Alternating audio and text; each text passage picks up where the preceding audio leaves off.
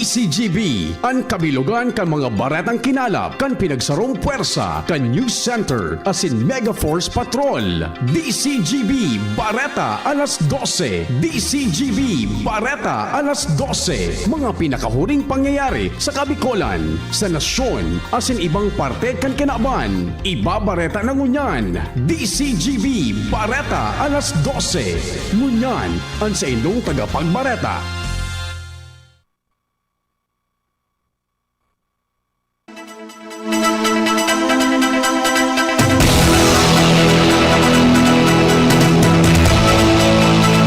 Maray na pagkaod to mga tugang, inina po ang kataripunan kan mga darakulang bareta ngunya na pagka-aldaw. Aldaw po ni na Webes sa petsa 30 kan Hulyo 2026.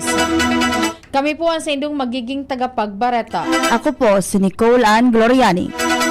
Ako po si Angel Mustaza. Sa headlines kan mga darakulang bareta, headlines kan mga bareta sa lado lokal, gobyerno probensyal planong ibalik o maibalik ang pagdisibir ni Nutriban sa mga elementary students sa probinsya nin Albay. Pulangi Gymnasium cleared sa bomba. Pulangi PNP padago sa investigasyon manungod sa bomb threat. 281 kapulisan kan PNP Bicol na promote sa ginibong seremonya kanakaaging aldaw. Sarong babaeng pigtutubudan na may problema sa pag-iisip sa Legazpi City na iligtas kan mga autoridad. Headlines kan mga barata sa lado nasyonal, COMELEC mahirit kay PBBM na kanselaron ang klase sa Nobyembre 3. DSWD mahagad ng 270 bilyones pesos na fondo para sa 2027. DepEd pigi-imbestigaran ang insidente nin pangungulog sa teacher sa Davao de Oro.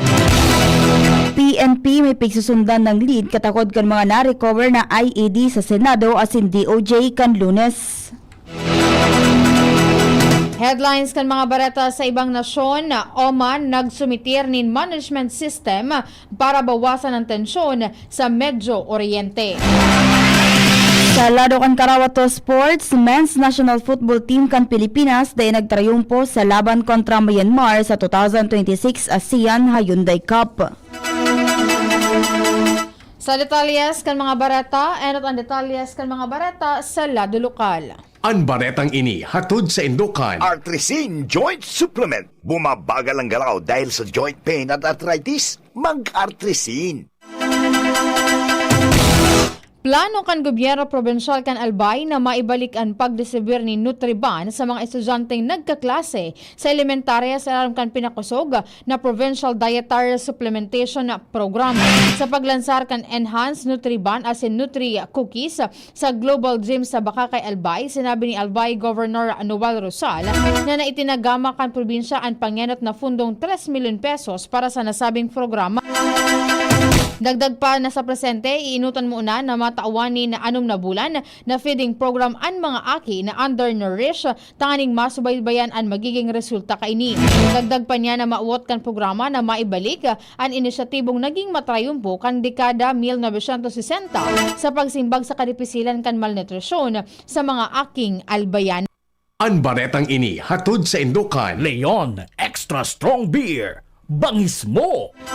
Daing nako ang anuman na bomba o pampasabog sa Pulangi Gymnasium matapos ang ginibong inspeksyon kan Pulangi PNP asin Albay Provincial Explosive Canine Unit kasunod ka na resibing bomb threat. Sigun kay Pulangi PNP Chief Police Lieutenant Colonel Edgar Azotea, nadiskubre kan sa ng cyber patroller kan Hulyo 29 ang sarong patakot sa Facebook na naglalaman ng pagpapasabog sa gymnasium sa gigibuo na opening kan NBL Youth Albay Basketball Tournament. Tulos man na nagkondusir in validation as in inspeksyon ng mga autoridad kung sa indaing nahiling na anuman na kadudadudang bagay o pampasabog sa lugar. Padagos man na pinagpapakusog kan kapulisan ang seguridad sa lugar sa pagikan 24/7 police visibility. Mantang pigi-imbestigaran na kan Regional Anti-Cybercrime Unit 5 ang pinagpuunan kan bomb threat. Sa girari man na nagpagirumdaw ang pulisya na may mga o magkakarigong padusa ang pagpahiwas nin bako totoong patakot sa publiko. 281 mga kapulisan kan PNP Bicol ang napromote sa masa nahalangkaw na ranggo. sa ginibong oath-taking, donning, as in pinning of rank ceremony sa Camp General Simeon Ola sa Legazpi City kanakaaging aldaw. Pinanginotan ini ni PNP Bicol Regional Director Police Brigadier General Erosito Miranda ang seremonya kung sa iyang pig-in ganyar ang mabagong na promote na ikonsiderar ang sinang promosyon bilang mas dakulang hagyat as in paninimbagan sa pagserbi. Dagdag pa niya nakasabay kan paglangkaw kan ranggo ang mas magabat na responsibilidad, mas dakol na mga personahes na pamamayuhan as in mas halangkaw na antas nin pamamayo as in an piglalauman sa sainda. Kaibahan digdi sa mga na-promote ang 58 nga police major, 3 police captain, 36 na police lieutenant, 2 police executive master sergeant, kasabay pa ang 15 police chief master sergeant, 4 na police senior master sergeant, 10 police master sergeant, 83 na police staff sergeant, asin 70 police corporal. Matrayumpong nailigtas kan mga autoridad ang sarong babaeng pigtutubudan na may kondisyon sa pag-iisip matapos na madiskubreng nakadapa asin dainin anuman nabado sa sarong salog sa Barangay Rawis, Legazpi City, kasuodma. Sigon sa mga nag-aging residentes, paghuna nindang dainan nin buhay ang babae kun kaya tulosin na naghagad nin tabang sa mga autoridad. Tulos mo na nagresponde ang Emergency Quick Response Team, mga opisyales kan Barangay Rawis asin ang Special Rescue Force kan Bureau of Fire Protection Legazpi. Tulos man na tinawanin first aid ang babae matapos ang ginibong rescue operations. Posibleng dahilan kan bako makapit na tsinelas kung natapig sa sabing may mahalnas na parte kan Legazpi City Public Market. Ini ang pinagunabitan ni Public Market Administrator Ronald Pasano. May koneksyon sa ipinaabot na concern sa DSGB News manungod sa peligrong dara kan mahalnas na parte kan merkado. Sinabi ni Pasano na may mga nadalinas na sa parte ini sarong beses dahilan taan gamit na tsinelas bako naman makapit. Dagdag pa niya na ang tiles kan pasilidad maragkot o outdoor tiles ang gamit kung kaya pig-abisuhan niya ang publiko na mag-ingat. Plano man kan sa indang opisina na magbugtak nin karatula sa pagsasabing parte kan merkado o sa pagsasabing parte kan merkado tanganing magpatanid sa mga parabakal. Pig-ing ganyan ni Bakakay Mayor Duki Bombales sa mga residentes kan Bakakay Albay na aprobitsaran ang mga libreng serbisyo kan Department of Environment and Natural Resources as ang Provincial Environment and Natural Resources Office Albay sa pigigibong DNR on Wheels kan LGU Bakakay o sa LGU Bakakay Quadrangle ngunya na aldaw. Sigon sa alkalde kaibahan sa mga serbisyong pupwedeng ma-avail kan publiko ang pagproseso kan tree cutting permit, transport permit, chainsaw o registration, residential and agricultural free patent, certification of land status or land classification, identification of property from the cadastral survey, land problem analysis and solution, certificate of wildlife registration, wildlife farm permit, wildlife culture permit as in gratuitous permit. Ang aktibidad maawat na mairani sa publiko ang mga serbisyo kan mga nasabing ahensya tangani mas mapadali as in mas makaskas ining ma-access kan namamanwaan. Pinag-iingat ni Barangay Bantonan na punong Barangay Pablo Miraran sa Kamalig Albay ang mga residentes laban sa padagos sa paghiro kan daga sa tulong poroka kan barangay na pigsasabing nakapatong o nakasalo na sa sarong fault line kasaba o kaibahan sa mga apektadong lugar an purok 1, purok 2 asin purok 3 kung sain mahihiling an mga batak asin paglubog kan daga. Sigon kay Miraran padagos na pigtatambakan kan barangay ang mga parteng apektado kan paghiro ni daga tanganing tinong maagihan kan mga residentes partikular na sa Palanog, Bantunan, asin Bantunan Baligang Road Section. Igakarkulo na nasa 50 residensya anharani sa lugar na nakaka-eksperyensya ka na sabing sitwasyon. Ipapagaramduman kan mga opisyales at publiko na maging maingat lalo na sa mga panahon ng linog asin makukusog na pag-uran. Pig-abisuhan man ang mga residentes na sigurohong ligtas ang sa inang mga harong asin maging alerto sa anuman na pagbabago o paghiro kan daga. 29 na persons deprived of liberty o PDL sa Naga City District Jail ang nagsairarong sa college admission test bilang parte kan programang College Education Behind Bars kan Bureau of Jail Management and Penology o BJMP kan nakaaging aldaw. Kaibahan sa nagkuha kan eksaminasyon ang 23 na lalaki asin 6 na babaeng PDLs para sa kursong Bachelor of Science in Agriculture sa Central Bicol State University of Agriculture. Mawat kan programa na matawaning tsansa ang mga PDL na maipagpadagos ang sendang pag-aadal mantag na sa laog kan kulungan. Dagdag pa kan BJMP, parte ini kan sendang programang pang-edukasyon asin rehabilitasyon, tangani mapreparar sinda sa pagbabalik sa komunidad asin magkaigwanin mas dakol na oportunidad oras na makalaya. Asin yan po ang mga detalyes kan mga barata sa lado na lokal. Masunod man po ang mga detalyes kan mga barata sa lado nasyonal, ibang nasyon, sports asin iba pa, makalihis sa nagkapirang pagirumdom. Kung ikaw ay edad 50 pataas katulad ko, may mataas na ang risk ng panlalabo ng paningin. Mas challenging ang pang-araw-araw na gawain tulad ng pagbabasa, pagsusulat, at pagmamaneho. Ang Optin ay may lutin na maaari makatulong sa kalusugan ng mata, nilalabanan ang epekto ng glaucoma, macular degeneration at katarata. Kitang-kita ang kalusugan. Mabibili ang Optin sa mga pangunahing butika nationwide. Mahalagang paalala, ang Optin ay hindi gamot at hindi dapat gamitin panggamot sa anumang uri ng sakit. Jericho Rosales po! Ibang level na tayo! For liver health, Silimarin plus multivitamins Liverade Pro. I take it every day with proper diet and exercise. Ang Liverade Pro ay maaaring makatulong sa proteksyon ng atay at support and aid sa treatment ng chronic inflammatory conditions tulad ng fatty liver. Mag-liver up na! Silimarin plus multivitamins Liverade Pro. Silimarin plus multivitamins is the generic name of Liverade Pro. If symptoms persist, consult your doctor. Proteksyon at tulong sa atay, Liverade Pro. May Silimarin, may multivitamins pa. Liver up na tayo with Liverade Pro. Coronavirus ba ang hadlang sa pag-aaral ninyo? Andito na ang Southern Luzon Technological College Foundation Incorporated ay gumawa ng hakbang sa mga gustong mag-aral sa junior, senior high school at kolehiyo. Ang SLTCFI ay handang umagapay sa mga mag-aaral upang may pagpatuloy ang kanilang pag-aaral at pagharap sa new normal o sa makabagong panahon na ating kinakaharap. Sila ay nag-o-offer ng flexible blended learning o online or offline/modular classes. Kung may sapat na gadget o may maayos na internet connection, maaari niyang piliin ang online classes. At kung ang estudyante naman ay walang sapat na gadget at walang maayos na internet connection, maaari niyang piliin ang offline/modular classes. Sa ganitong paraan, malaki ang matitipid ng mga magulang, wala na silang iisipin na pamasahe, baon at iba pa na kinakailangan. Ngayon, mas magagabayan palalo ng mga magulang ang kanilang mga anak at higit sa lahat, masisiguradong mapaprotektahan pa sila sa mga pwedeng masagap sa labas tulad ng COVID-19. SLTCFI course offered junior high school, grade 7 to grade 10, senior high school, grade 11 to grade 12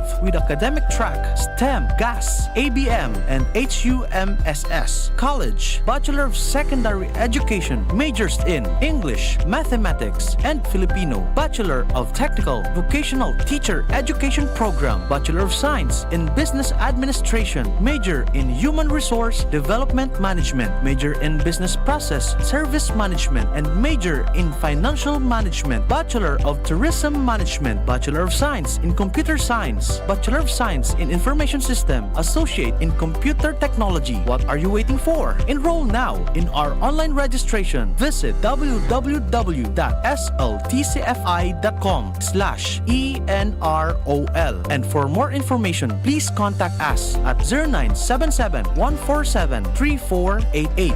Basta SL, wow! Bakunang angat, serbisyong dapat. Sa presyong abot kaya at matapat. Lahat ng yan, nasa Rabvax. Nakagat o nakalmot ka ba? Huwag mag-alala. Rabvax Animal Bite Center ang inyong kaagapay para sa pinagkakatiwalaan, mura, ligtas at siguradong proteksyon laban sa rabies. Bukas po kami 8 a.m. to 5 p.m. mula Lunes hanggang Sabado, 8 a.m. to 12 noon naman every Sunday.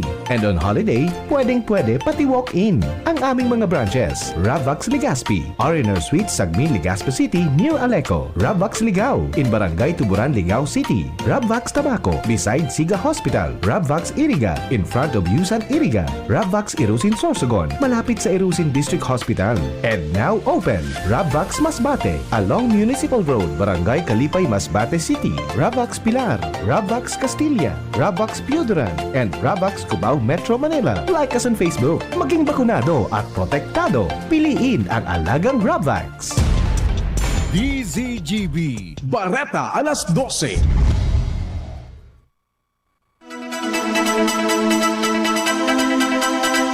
Detalyes kan mga barata sa Lado Nasyonal, hahagadon kan Commission on Election o COMELEC kay Presidente Ferdinand Bongbong Marcos Jr. na suspenderon ang lauga sa eskwelahan asin klase sa maabot na Nobyembre 3 para matauwanin supesyenteng panahon ang mga botante sa barangay asin Sangguniang Kabataan Election o BSKE para sa eleksyon na gigibuhon sa Nobyembre 2. Sinabi ni COMELEC Chairman George Erwin Garcia na sigurado na maurulian kadaklan matapos ang obserbasyon kan undas kapag igwang laog sa Nobyembre 3 sigurado na daiini makakaboto ang mga botante sa Nobyembre 2. Mapuon man ang filing kan Certificate of Candidacy sa mga kandidato sa barangay asin SK puon sa Setyembre 28 sagud Oktubre 5 matang itinalaan ang election period puon sa Oktubre 3 sagud Nobyembre 9. Nasa 270 bilyones pesos ang hagadon kan Department of Social Welfare and Development o DSWD na pondo para sa masunod na taon. Singo sa DSWD, dakulang parte kaini ang itatagama para sa Pantawid Pamilyang Pilipino Program o 4Ps as in Assistance to Individuals in Crisis Situations o AICS. Parte pa man giraray ini kan pagpapakusog kan programa kan gobyerno susog sa mga prioridad na piglatag ni Presidente Ferdinand Marcos Jr. sa iyang ikalimang State of the Nation Address o SONA. Sigon kay DSWD Secretary Rex Gatchalian, 100 bilyones pesos ang mapapaduman sa 4Ps, matang nasa 30 pesos o 30 sagod 60 bilyones pesos naman ang para sa AICS program. Mantang pitututukan man ang iba pang programa kan ahensya, aron kan walang gutong program, pag-abot program, Project Aruga asin iba pang inisyatibo para sa proteksyon kan mga aki. Mientras na plano kan ahensya na magtindog nin 5 dagdag na regional residential facilities para sa rehabilitasyon kan mga aking nagkasala sa ley. Pighimbisigaran kan Department of Education ang insidente kan pigsasabing pangungulog sa sarong paratokdo sa Elizalde National High School sa Maco, Davao de Oro na kinembeltuhan kan duwang grade 10 student. Naglakop sa social media ang video kan insidente kung saan mahihiling na kinulugan kan duwang estudyante ang sarong lalaking paratokdo sa laog kan eskwelahan kan Lunes. Sigon sa Maco Police, nagpunan insidente matapos pagsabihan kan paratokdo ang saro sa mga estudyante dahil sa pagsuhay sa school policy may kinaraman sa pagsuulog nin hikaw. Binalo siyang suntukon kan estudyante alagad na pugulan kan mga kaklase kaini. Taod-taod nag-abot ang tugang kang estudyante asin rinapado ang paratokdo sa likudan. Sa sarong payag, sinabi kan DepEd na ikinamundo kaini ang insidente asin tinawanin doon na dapat mantinidong ligtas na lugar ang mga eskwelahan para sa mga paratokdo asin estudyante. Nagpaabot man ang ahensya nin suporta sa paratokdo na nagsapar nin lugad. Nagkukondukta naman ni Lay asin hararom na investigasyon ang manihamiento kan eskwelahan asin lokal na otoridad may kinaraman sa insidente susug naman sa due process.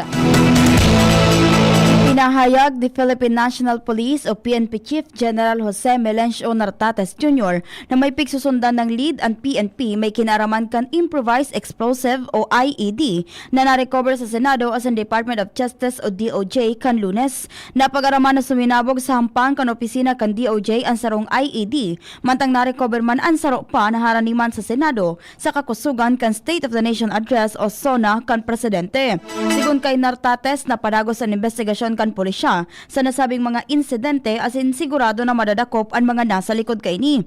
Magigirumduman na enot ng sinabi ni Nartates na ang posibilidad na konektado ang nasabing duwan insidente kung saan posible man na pananakot ang motibo kaini. Pigi imbestigaran kan Pasay City Police an insidente kan harabasan sa natad kan Senado matapos i-report na nawara ang nagkaperang gamit nin sarong media outlet. Sigun kay Senate Sergeant at Arms o sa Chief Retired General Alfred Corpus, sinabi kan Congress TV na nawaraan sa indang flat screen television, printers, office supply asin mga folding tables. Sigun kay Corpus, rinaot kan mga maabas ang kudal kan GSIS. Dahil sa insidente, sinabi ni Corpus sa sagraran nindang re-reviewhon ang mga security protocols. Pipa-imbestigaran ngunyan sa Kamara kan nagkapirang mga kongresista ang piglulutong kasunduan sa pag-ultanan kan gobyerno asin Amerika may kinaaraman sa Pax Silica. Target kan investigasyon na maaraman kung ano ang magiging pakinabang kan ekonomiya sa nasabing inisyatiba mantangan epekto kaini sa kapalibutan sa trabaho asin sa pangnasyon na seguridad. Target man na masiirip sa investigasyon kan Kamara kung supisyente ang mga layas asin regulasyon ng trabaho para sa mga Pilipino asin sigurado na makakatabang sa ekonomiya. Ang Pax Silica na unambitan ni Presidente Ferdinand Marcos Jr. sa iyang kakatapos na State of the Nation Address o SONA na piglalauman na magdadaranin dakol na trabaho para sa mga Pilipino asin sigurado na makakatabang sa ekonomiya kanasyon. Sa irarong kan Pax Silica Initiative, sarong dakulang hub ang ititindog sa New Clark City sa Capas, Tarlac. Bareta sa ibang nasyon, nagsumitir ang nasyon kan Oman nin propestong Joint Regional Management System sa Strait of Hormuz para mabawasan ang tensyon sa Medyo Oriente. Napag-araman na pigrekomendar ini kan Oman sa mga opisyal kan Iran kanakaaging weekend sa Taran. Sa propesto, magtataonin bayad ang mga shipping company para sa pagmantinir kan mga kagamitan na makakatabang sa paglayag kan mga barko duman. Sa larong kan propesto, dai magkakaiguan ng eksklusibong kontrol ang Iran sa Strait of Hormuz. Imbes gusto ka ining gamiton ang modelo na kapareho kan pigigibo sa Strait of Malacca kung sa'y nagtatabangan ang mga nasyon na sa Indonesia, Malaysia asin Singapore.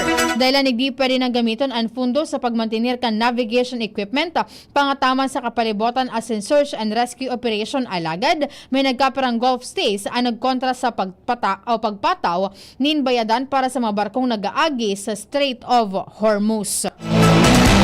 Sa lado kan Karawato Sports, nagpalyar ang Philippine Men's National Football Team sa primerong kawat ninda sa 2026 ASEAN Hyundai Cup. Hindi matapos na pasupgan sinda kan Myanmar sa score na 4-1 sa Group B sa kawat na ginibo sa New Clark City. Naging nakulang hagyat para sa football team kanasyon ang makusog na pag-uran kung saan nadipisilan sindang kontrolon ang sabing bola na nagresulta sa dakol na mistakes ninda. Sa primerong 7 minutos kan kawat, atab na nakuha kan Myanmar ang goal sa paagi ni Kiao Min-u asin pag-abot ng 28 minutos na ilaog ni Tahan Paing ang goal. Paglaog man kan 68 minutos na ilaog kan Pilipinas ang goal sa paagi ni Harvey Gayoso. Nagkaigwan din makusog na depensa ang Myanmar sa paglaog kan ikaduwang set kan kawat kung saan magkasunod na nailaog ninda ang goal na o sa 81 minuto asin 83 segundos. Dahil ang digdiigwan ang nairehistrong advantage ang Myanmar sa Group B sa paagi kan pagkamit ninda kan kabilugan na 3 puntos. Naimbento kan sarong robotics company sa China ang sarong humanoid robot na pigsasabing pinakaenot sa kinaban may kakayahan na palitan o salidahan ang sadiring baterya asin nagagana ninwarang fundo 24 hours a day, 365 days a year. Ang robot ay napod na Walker S2 na ginibukan UB Tech Robotics. May dual battery system kung mamatayan kan robot na maluya na ang sarong baterya kusa ining mapasisiring sa sarong battery exchange station. Piglalauman ang mga gamit o gagamiton ini sa mga pabrika asin production line dahil sa kakayahan kaining magtrabaho ni tuloy-tuloy kung sa ipigsasabing posible kaining salidahan ang manpower kan tawo sa nagkaperang industriya. Istoryang naiiba. Nakakuha ng Guinness World Record ang sayo o sarong American shark biologist matapos magpatato ng sobra sanggatos na shark tattoos bilang pagmidbid sa manibabang klase ng pating na sa iyang nahiling. Pinagmidbid si Emily Morrison kan Guinness World Record sa titulong Most Sharks Tattooed on the Body Female dahil sa iyang 100 size na shark tattoos. Mahihiling ang mga inipon sa bitis sagkod sa iyang liog. Kaya base sa iyang mga tattoo ang 71 klase ng pating, 13 fossilized shark teeth, State. Asin sarong bagong ngipon kan pating. Kadaklan sa mga disenyo anhali sa mga hayop na personal niyang nahiling mantang nagsisisid asin nagtatrabaho sa dagat.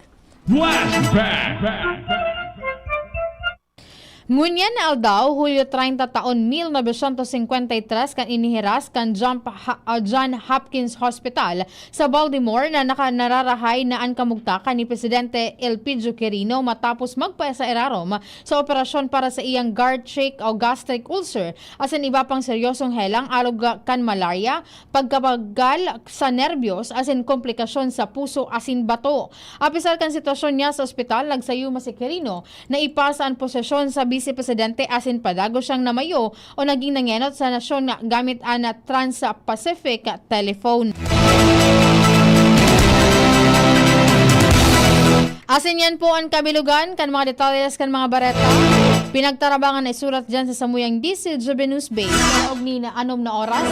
Sa pangyayat po kan Samuyang News Director as si News Manager Sir Mar de la Cruz, katuwang si Nicole Ann Gloriani. Sa pangaran po kan nakaibahan mi sa Lado Technical, Kuya Nems Flora, Jerome Nico Martinez sa IT, kasabay dyan ang mga on-the-job trainee hali sa Sorsogon State University, sinda Joven Engalia asin Carmel Herver. Kami po ang sa indong naging tagapagbarata ngunya na pagkaudto. Ako po si Nicole Ann Gloriani. Ako man po si Angel Mustaza, nagsasabing salamat kan sa inyong pag-antabay, marhay na pagkaudto. Sa indong nadangog ang mga darakulang bareta ngunyan na aldaw. Ang tabayan ng